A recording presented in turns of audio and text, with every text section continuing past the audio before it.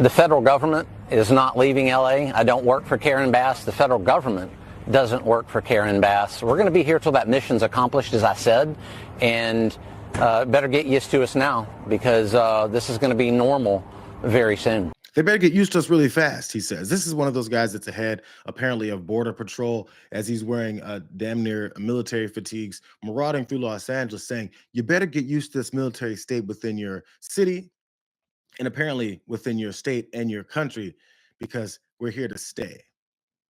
I'm still trying to figure out the people who said that there wasn't going to be a military state in this country, that there wasn't going to be gulags, that there weren't going to be people snatching folks off the street and taking them to detention camps, which are now concentration camps. I'm trying to figure out if you still deny it from the people who are doing it, letting you know that's exactly what they're doing. You better get used to it. Apparently, this is what you better get used to.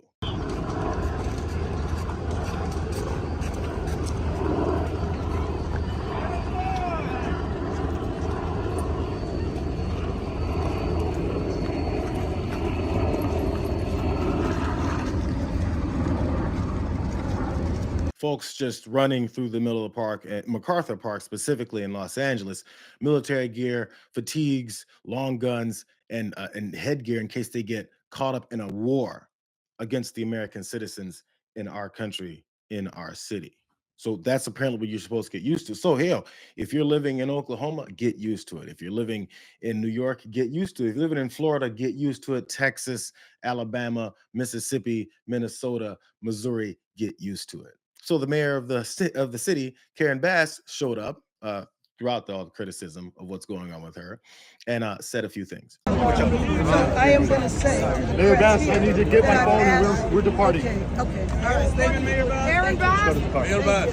Any comment, Mayor Bass? Thank you. Mayor Bass, any comment? Yes, my comment is they need to leave, and they need to leave right now. They need to leave because this is unacceptable. Who did you speak with? Just wait and see. Mayor Bass, They will be leaving soon. Mayor Bass, who did you speak with on the phone just now? Who did you speak with on the phone? I had a customer. Wow. I'm not sure what the breaking point was for Karen Bass, because they've been marching through the city for weeks. I mean, it's over a month now. They've been marching through the city. They've been snatching people out of their jobs, snatching people off the streets, snatching people out of their homes and cars. So, okay, cool. Get them out of the city. Do something different about it. I'm just trying to figure out why it took so long. Just to say that part. I mean, nothing's been actually done yet, but she's saying the right thing now, but what she needs to have happen within the city. Maybe take control of your police department, who continues to run, crowd control for the folks who are trying to stop this invading army from running through the city. It's just a thought. Since that's the case, and as people have pointed out, MacArthur Park has been a problem when it comes to drug use, drug dealership, maybe gang activity, because it's a park where all that stuff tends to go down. The anger is how come Karen Bass let MacArthur Park become what it is? MacArthur Park has been what it's been for a very long time. So again, not touting the greatness of Karen Bass and doing everything in the term that she's had so far in completely changing the city, which I haven't seen personally since I'm not living there anymore. But from what I've heard and seen from people that also live there, there's issues with it.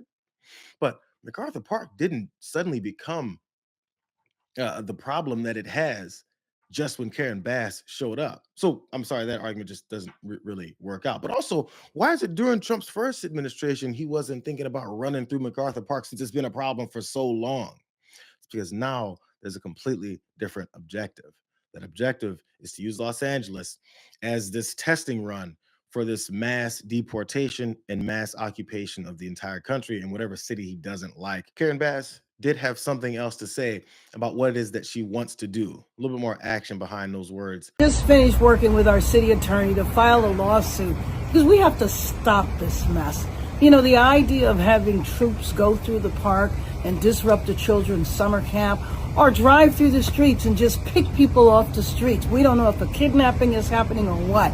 And so our city attorney is leading the way. We're filing a lawsuit. We're calling for an injunction for this to stop. We need to remember who we are as a country. I'm very clear as to who we are as a city, and I'm clear about my job, which is to make sure that this city is safe for all Angelenos, regardless of when you came here, what country you came from, or why. We got to stop it. And I know, you know what? We're going to stand strong because this city is united. We are not divided, and we're not going to let anybody divide us. Whenever it comes to Democratic folks that are coming out trying to say something to push back against the authoritarian regime that's running through the country right now, I always look to see if they have any twinge of campaigning within them. I mean, Hakeem Jeffries, or if they're doing it with this actual direct anger and connection to the people that they represent. So I think to a degree, you got Karen Bass doing that there, but she's filing a lawsuit, an injunction to keep ICE out of the city and maybe the military state that's also come with it. A bunch of unidentified masked individuals that walk up with violence on their minds. That's the first objective. So I'm not sure if they give a damn about a lawsuit. They definitely don't give a damn about the rule of law or the justice system. Have we reached that radical point as far as the response that should be given to these types of events? No, it's not a radical response when the first thing that's happening is a radical initiation of this violence. That's the radical part. A response to the violence is not radical. It's self-defense. It's a protection of your homes and your businesses. These thugs are running through and destroying businesses. Did you know that? So as we complain about the summer of 20 and then the protests that took place that sparked into riots when there was confrontations with police officers who were beating up protesters over the way that this police state has continued to advance to the point that we are now, uh, if they want to talk about how that was a problem and it came for all these businesses, I can't believe the autos aren't burned down. Can you believe that the mom and pop shop had to shut down for a week? The mom and pop shops are shutting down. The auto zones are going to get burned, except it's coming at the hands of these ICE agents and of these federal agents and military presence within the city. It's all about the narrative. The narrative never puts the blame on the people who've initiated all of this stuff. So we'll see where Karen Bass's lawsuit goes. I'm not sure if I see it stopping this. And the only thing that's going to change the narrative, or at least the look of what this is exactly what this administration is looking for. They're looking for a fight in the streets. And I'm sorry, they're going to get it because they started it.